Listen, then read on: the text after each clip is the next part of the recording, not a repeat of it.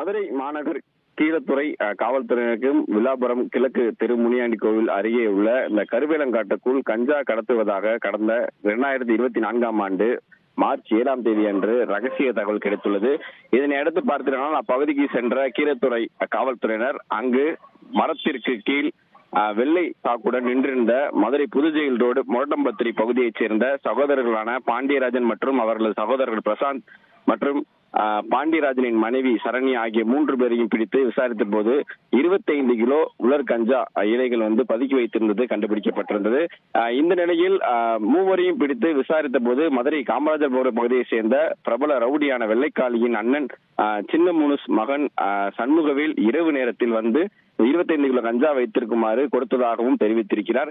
மேலும் அந்த கஞ்சாவை ஆந்திராவில் இருந்து வாங்கி வந்ததாகவும் அதன் பின்னர் திருச்சியில் கஞ்சா வழக்கில் சண்முகவேல் சிறைக்கு சென்று விட்டார் என கூறியுள்ளார்.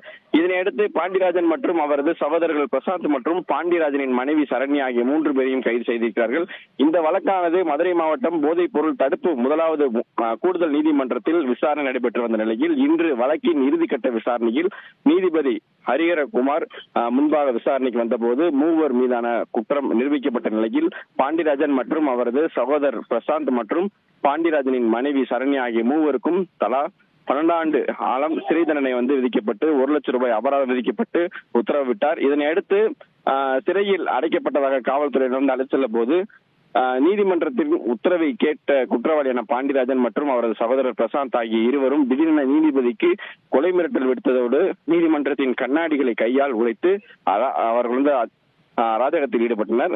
பின்னர் கைகளில் ரத்தம் சொட்ட சொட்ட கிளம்மர் காளி கொலை வழக்கில் எதற்கு சுபாஷ் சந்திர போஸை என்கவுண்டர் செய்தீர்கள் என மிரட்டல் விடுத்ததோடு நான் வெள்ளைக்காளியின் பசங்கள் நாங்கள் என கூறிக்கொண்டு மிரட்டல் விடுத்ததோடு நாங்கள் ஜெயிலில் இருந்து வெளியே வந்தவுடன் நீதிபதியை கொல்லாமல் விடமாட்டோம் என கொலை மிரட்டலிட்டார்.